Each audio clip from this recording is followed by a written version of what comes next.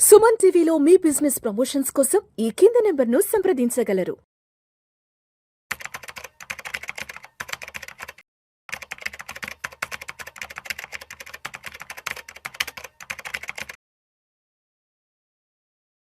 Sir Ramachandramurthy గారు నమస్తే sir. నమస్తే విష్ణు గారు. రామచంద్రమూర్తి గారు, బంగారం వెండి ధరల గురించి కాస్త డీటెయిల్ గా మాట్లాడుకుందాం ఈ వీడియోలో. జస్ట్ ఒక వారం 10 రోజుల క్రితం వరకు కూడా బంగారం వెండి ధరలు ఏ స్థాయిలో పెరిగాయో చూసాము. గోల్డ్ విషయానికి వస్తే దాదాపు 1,80,000 రూపాయల వరకు వెళ్ళింది. 2 లక్షల వరకు రీచ్ అయిపోతుంది అనుకున్నాం. తర్వాత సిల్వర్ చూస్తే ఆల్మోస్ట్ 4 లక్షలు 4,20,000 రూపాయల వరకు వెళ్ళింది ఒక 5-6 రోజుల క్రితం వరకు. బట్ ఇప్పుడు సిచ్యువేషన్ ఏంటంటే దగ్గర బంగారం 1,80,000 నుంచి ఇవాళ మళ్ళా 1,57,000 58,000 వచ్చేసింది. అదేవిధంగా వెండి విషయానికి వస్తే 4 లక్షల నుంచి ఇవాళ మళ్ళా దాదాపు 2,76,000 రీచ్ అయింది. సార్ అంటే ఇవాళ ఒక్కరోజు చూస్తే మార్నింగ్ ఏమో 2,40,000 రూపాయలు ఉండింది, మళ్ళీ మధ్యాహ్నం 3:30-4 గంటలకి మళ్ళీ 2,76,000 రీచ్ అయింది. అంటే ఒక 4-5 రోజుల నుంచి బంగారం వెండి ధరలు ఎలా ఉన్నాయంటే మార్నింగ్ ఒక రేటు ఉంటుంది, మధ్యాహ్నం ఒక రేటు ఉంటుంది, సాయంత్రం ఒక రేటు, రాత్రికి ఒక, అంటే ఒకే రోజులో ఒక 2 సార్లు తగ్గుతుంది, ఒకే రోజులో ఒక 2 సార్లు పెరుగుతుంది.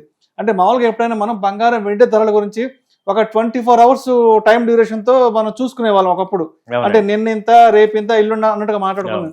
బట్ ఇప్పుడు చూస్తే ఒకే రోజులో ఒక 3-4 సార్లు, అంటే ఒక 2 సార్లు పెరగడం, ఒక 2 సార్లు పడడం, అది కూడా ఒక 20,000-30,000 డిఫరెన్స్ తగ్గడం పెరగడం ఉంది కదా. ఎందుకంటారు ఇంత వాలిటాలిటీ ఉంది బంగారం వెండి ధరల్లో?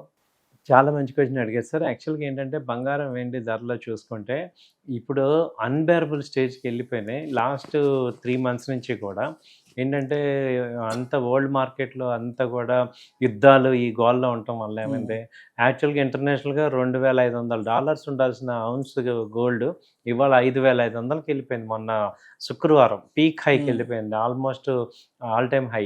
అక్కడి నుంచి ఏమైందంటే ఎప్పుడైతే ఈ వడ్డీ రేట్లు తగ్గించలేదో, అక్కడ యుఎస్ మార్కెట్లో వడ్డీ రేట్లు తగ్గించలేదు, డొనాల్డ్ ట్రంప్ ఏమో పోవెల్ అని ఆయన ఫెడరల్ చైర్మన్ మీద యాంగ్రీ అయిపోయి ఈయన మార్చేద్దాం అన్నాడు. సో ఆ ఒక్క న్యూస్ ఏమైందంటే డాలర్ ఈయన మార్చేస్తాడు, రేపు మేక్ ఇటు ఆయన రిజైన్ చేయాలి, ఆయన మార్చేద్దాము అనే పాయింట్ తీసుకొచ్చాడు ఆలయం. దానివల్ల ఏమవుతుందంటే డాలర్ ఇప్పుడు స్ట్రాంగ్ అయిపోయింది. ఎప్పుడైతే డాలర్ స్ట్రాంగ్ అయిపోయిందో గోల్డ్ డౌన్ అయిపోయింది. మొన్నటిదాకా గోల్డ్ పెరగడానికి మేజర్ రీజన్ ఈ డాలర్ వీక్ అవటం అనేది చెప్తున్నారు. సో ఒక్కసారి ఏమైందంటే డాలర్ స్ట్రాంగ్ అయ్యే న్యూస్ తీసుకోవటం, అప్పటిదాకా హైలో ఉన్నది అందరు ప్రాఫిట్ బుకింగ్కి వచ్చేసారు అనమాట. $5,500 నుంచి ఇంటర్నేషనల్ 4,500కి వచ్చాయి, $1,000 తగ్గింది. సో సేమ్ టు సేమ్ మన ఇండియన్ మార్కెట్లో కూడా 1,82,000 దగ్గర దాకా పీక్కి వెళ్ళింది. అదే రోజు ఒక్క రోజులోనే 1,60,000కి వచ్చేసింది. నిన్న చూసుకుంటే 1,31,000 దగ్గరకు వచ్చింది. సో ఇప్పుడు కొంచెం మూవ్మెంట్ వచ్చి వాళ్ళు 1,50,000 మీరు అన్నట్టు ఇప్పుడు ఇంటర్నేషనల్ ఏంటి $300 పాయింట్లు డాలర్లు పెరిగాయి. సో అసలు మనకి అంతకు ముందు $50 పెరగటమే చాలా ఎక్కువ. అంటే మనం 1,000 రూపాయలు 2,000 పాయింట్లు పెరగటమే చాలా ఎక్కువ గోల్డ్ సిల్వర్లో ఏది పర్ డే. అలాంటిది వాళ్ళ మీరు అన్నట్టు గంటకి 10,000 ప్లస్ ఆర్ మైనస్ అవుతుంది. సో ఇంత ఫ్లక్చుయేషన్స్ రీజన్ ఏంటంటే గోల్డ్ రేటు ఒకసారి రేంజ్ దాటటం. అంతకుముందు 70,000 80,000 అలా ఉండే గోల్డ్ రేంజ్ ఇప్పుడు కూడా 1,30,000 1,50,000 మధ్యకి వచ్చేసింది. అంటే డబుల్ అయిపోయింది. కాబట్టి ఇక రేంజ్ వాలటిలిటీ అనేది గోల్డ్ ఇప్పుడు మనం ఏమనుకోవాలంటే డైలీ 10,000 ప్లస్ ఆర్ మైనస్ అనే పరిస్థితి అయిపోయింది. సో అలాగే సిల్వర్ పాయింట్ తీసుకుంటే ఇది ఇంకా ఘోరంగా అయిపోయింది. అది అసలు ఇంకా ఘోరం. ఇంకా సో 4,30,000 నుంచి ఒక్క రోజు $1,00,000 పడిపోయింది. 2 రోజు $1,00,000 పడిపోయి 2,30,000కి వచ్చింది. అసలు అన్బేరబుల్. అండ్ అసలు ఎవరు కూడా అంత పాలు తట్టుకునే వాళ్ళు కాదు. MCX ఫ్యూచర్ ఆప్షన్స్ చేసేవాళ్ళు అసలు కొలాప్స్ అయ్యే పరిస్థితి అనమాట. మళ్ళీ అక్కడి నుంచి కొంచెం ర్యాలీ ఇప్పుడు స్టార్ట్ అయ్యి 30,000-40,000 పెరగడం తగ్గడం జరుగుతుంది. ఇవాళ ఒక్కరోజే 2,40,000 నుంచి మళ్ళీ దాదాపు 2,76,000 వచ్చేసింది. సో 36,000 ఒక రోజులోనే మార్పులు జరుగుతున్నాయి. సో హై వాలటిలిటీ ఉంది దీనిలో గోల్డ్ సిల్వర్ లో. కాబట్టి ఏంటంటే అసలు ఇది ఇక 2 లక్షలకు వస్తుందా ఇప్పుడు ఎవరు కూడా, ఇప్పుడు ఇటు డౌన్ సైడ్ 2 లక్షలు వస్తుందా చెప్పలేము, అటు హై సైడ్ 4 lakhs వస్తుందా, ఏం జరుగుతుంది అసలు ఎవరు ఎక్స్పెక్ట్ చేయలేని పరిస్థితి అయిపోయింది. దానికి తోటి ఏంటంటే ఇప్పటిదాకా ఈక్విటీ మార్కెట్లు పెరగలేదు కాబట్టి అందులో అమ్మేసేసి గోల్డ్ సిల్వర్ కొన్నారు. ఇప్పుడు ఇవాళ జరిగిన పరిణామానికి ఏంటంటే ఇంకా మళ్ళీ గోల్డ్ సిల్వర్ ఆల్రెడీ కొనాలంటే కొంచెం ఇబ్బంది అవుతుంది. ఇప్పుడు ఈక్విటీ స్టాక్స్ మళ్ళీ పెరుగుతుంటాయి. సో గోల్డ్ సిల్వర్ ఒక రేంజ్లో ఉండే కదలాడే అవకాశాలు అయితే కనపడుతున్నాయి ఇప్పుడు. అంటే ఇప్పుడు రామచంద్రమూర్తి గారు, ఇప్పుడు గత సంవత్సర కాలంగా ట్రంప్ ఇబ్బందుల వల్ల మార్కెట్లు అంతా కూడా అతలాకుతలం అయ్యాయి కాబట్టి ఎస్పెషల్లీ మన ఇండియన్ మార్కెట్స్ కూడా బాగా వాలటాలిటీని ఫేస్ చేసాయి. మొత్తానికి ట్రంప్ కూడా కాస్త దిగొచ్చాడు, కొంత శాంతించాడు. ఇక్కడ నుంచి నేను 18% మాత్రం విధిస్తానంటూ కూడా ఒక మంచి శుభవార్త చెప్పాడు. శుభ పరిణామం మార్కెట్లకు ఎంటర్ అయిపోయింది కాబట్టి అంటే మళ్ళీ రేపటి నుంచి మార్కెట్లు కనుక కంప్లీట్గా మంచి పాజిటివ్ ర్యాలీలో, మంచి బుల్ ర్యాలీలో కనుక వెళ్ళగలిగితే మళ్ళీ ఇప్పుడు ఈ మెటల్లో జరుగుతున్న ఇన్వెస్ట్మెంట్స్ అంతా మళ్ళీ మార్కెట్స్లోకి డైవర్ట్ అయ్యే అవకాశం ఏదైనా ఉందంటారా? ఉంటుంది సార్. అది ఇప్పుడంటే ఉన్నది ఏంటంటే మెటల్స్ ఇప్పుడు ఎవరికైనా కానీ ఉన్న ఆప్షన్స్ 3. అటు మెటల్ కానీ, ఇటు స్టాక్ మార్కెట్, లేదంటే ల్యాండ్. ఇక ఈ ల్యాండ్ ఇప్పుడు అయిపోయింది కాబట్టి ఇటు నుంచి ఇటే ప్రెసెంట్ మూవ్మెంట్ ఉంది. అయితే ఇప్పుడు మెటల్స్లో కొంత తగ్గే అవకాశం కనపడుతుంది స్పీడ్. సో అంటే ఓవరాల్గా గ్రోత్ ఉంది. ఇప్పుడు సిల్వర్ మనం చెప్పేదంతా కరెక్ట్. ఏంటి, సోలార్ ప్యానల్స్లో వాడుతున్నాము, తర్వాత లిథియం బ్యాటరీస్లో వాడుతున్నాము, తర్వాత కార్, ఎలక్ట్రికల్ వెహికల్స్, ఇవన్నీ కరెక్టే. కానీ 2 నెలలు అంత డిమాండ్ అయితే ఎక్కడి నుంచి వస్తుంది? అంటే 1,50,000 ఉంది నవంబర్లో, ఇవాళ వచ్చేపాటు 4 లక్షలు అంటే ఎన్ని వేల కార్లు తయారవ్వాలి?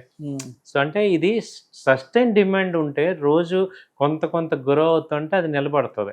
ఇప్పుడు ఏంటంటే ఒక హైప్ మీద వచ్చిన రేట్లు కాబట్టి ఇవి ఒరిజినల్ రేట్లు అవ్వవు.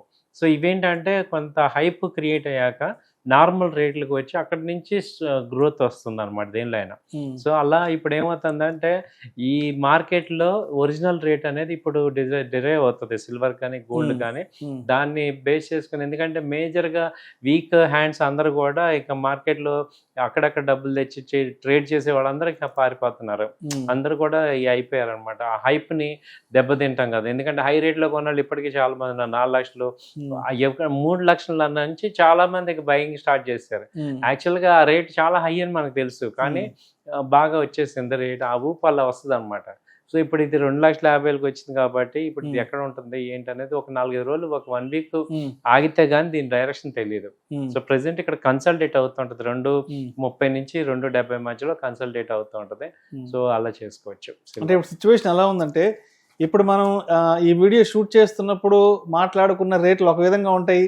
అవును, ఈ వీడియో ఎడిటింగ్ అయ్యి ఇది మళ్ళీ ఆడియన్స్ లోకి వెళ్ళేటప్పటికి ఒక విధంగా ఉంటాయి. అంటే అప్పటికి పెరగొచ్చు, తగ్గొచ్చు. అంటే చెప్పాను కదా, అంటే ఒకే రోజులో దాదాపు ఒక 3-4 విధాలుగా బంగారు వెండి ధరలు తగ్గడం ప్రయాణం జరుగుతున్నాయి. బట్ చూద్దాం, మొత్తానికి ట్రంప్ అయితే ఇండియన్ మార్కెట్స్కి ఒక మంచి పాజిటివ్ న్యూస్ ఇచ్చారు కాబట్టి రేపటి నుంచి ఈక్విటీ మార్కెట్స్లో ఏదైనా మంచి ర్యాలీ వచ్చి అటు మెటల్స్లో ఇన్వెస్ట్మెంట్స్ మొత్తం కూడా ఈక్విటీలోకి వచ్చే అవకాశం ఉంటే, సో ఆబ్వియస్గా మెటల్ ప్రైసెస్ ఏమో తగ్గే అవకాశం తగ్గుతాయండి. తగ్గటం వల్ల ఏంటంటే మన ట్రేడర్స్ అప్ అండ్ డౌన్ అవటం వేరే విషయం, కానీ ఇప్పుడు ముహూర్తాలు వాళ్ళందరికీ కూడా చాలా పెళ్లిళ్ళు చేసిన వాళ్ళకి, నిజంగా గోల్డ్ కొనుక్కునే వాళ్ళకి ఇది మంచి తగ్గటం అనేది చాలా సూపర్ అన్నాము. ఎందుకంటే 1,80,000 అంటే అసలు కొనలేని, అన్బేరబుల్ కదా. 1,80,000, 82,000కి వెళ్ళిపోయింది. చాలా అన్బేరబుల్. ఈ రెండోది పెళ్లి చేయాలంటే కంపల్సరీ గోల్డ్ కావాలి మన హిందువుల పెళ్లిళ్ళు అంటే. అలాంటప్పుడు 40,000 తగ్గటం అంటే 10 గ్రాముల రేటు చాలా మంచిగా తగ్గింది. సో అది నిలబడి కొంచెం ఈ మార్చి, ఏప్రిల్ వరకు కూడా ఈ లో లెవెల్స్ లో ఉంటే, అంటే అంతంత పెరగటం కూడా కరెక్ట్ కాదు ఎకానమీకి. ఎస్పెషల్ గా మనకి ఏంటంటే ఇంపోర్ట్స్ ఎక్కువ మనకి ఎఫెక్ట్ అవుతున్నాయి.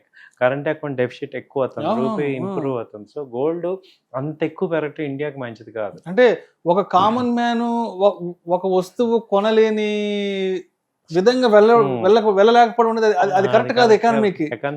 ఏదైనా సరే అందరికి అందుబాటు ధరల్లో ఉండాలి, కానీ దాన్ని మనం క్యాచ్ చేయలేని విధంగా అది ఉంటే కరెక్ట్ కాదు ఎకానమీకి. ఇంకోటి ఏంటంటే గోల్డ్ కి ఏంటంటే ఇప్పుడు రేపు పొద్దున్న 1,20,000 వచ్చినా అందరం కొనలేము, కొనం కూడా. ఎందుకంటే అవసరాన్ని మించి కొనం, అది dead investment. Only trading product అయితే వేరు, కానీ గోల్డ్ జనరల్ గా డెడ్ ఇన్వెస్ట్మెంట్. అంటే మనం ఐటమ్ కింద కొంటాము, అది ఒక ఎంజాయ్మెంట్ కి, ఒక సేఫ్టీగా కొంటాము, దాన్ని అక్కడతో వదిలేస్తున్నాం. కానీ ఈ మధ్య కాలంలో గోల్డ్ బీస్ కొందామని, లేకపోతే గోల్డ్ ETF లో కొందాం, గోల్డ్ డిజిటల్ గా కొందాం, ట్రేడింగ్ ప్రోడక్ట్ గా వాడదాం అని ఈ మధ్య వచ్చింది, జస్ట్ ఒక 1 year నుంచి. అంతకుముందు గోల్డ్ అంతా మనకి ఇన్వెస్ట్మెంట్ లాంగ్ టర్మ్ ప్రోడక్ట్. ఇప్పుడు మన పిల్లలకి ఇప్పుడు ఎప్పుడైతే నెసరీయో ఆ రోజు రేటుని బట్టి తీసుకునే అలవాటు ఉంది మనకి. లేదు, కొంతమంది పొదుపు చేయడం అనేది చాలా తక్కువ మంది చేస్తుంటారు. సో ఇప్పుడు కూడా మళ్ళీ అదే పాయింట్లో రావాలి, కానీ ఎక్సెస్గా గోల్డ్ కొనటం కూడా, స్టోర్ చేయటం కూడా ఫిజికల్గా కరెక్ట్ కాదు. సో డిజిటల్గా చేసుకోవచ్చు, కానీ ఫిజికల్గా చేయటం వల్ల ఎకానమీకి అది అమౌంట్ని బ్లాక్ చేసినట్టే. ఇప్పుడు అదే అమౌంట్ వేరే ఇన్వెస్ట్ చేయటం వల్ల ఆ అమౌంట్ యూజ్ అవుతుంది.